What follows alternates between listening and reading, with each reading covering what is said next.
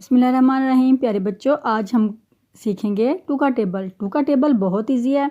आपने टू का टेबल अच्छे से याद करना है और इसको बार बार लिख के इसकी प्रैक्टिस करनी है।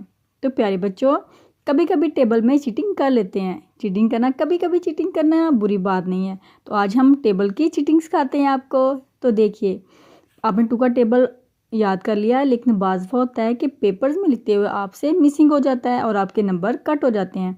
तो प्यारे बच्चों, बहुत इजी है। टू में टू और ऐड किया, फोर बन गए। फोर में टू, क्योंकि हम टू का टेबल लिख रहे हैं, तो फोर में टू और ऐड करेंगे सिक्स, सिक्स में टू और ऐड किए एट। इसी तरह टू टू ऐड करते जाएंगे तो हमारा टू का टेबल कंप्लीट हो जाएगा। जब आप टू का टेबल लिखें, इसके बाद आपने इसी तरह टू में टू और ऐड, ऐसे टू टू ऐड करते जाना है और अपने टेबल को चेक करना है कि आपने ठीक से लिखा है कि नहीं।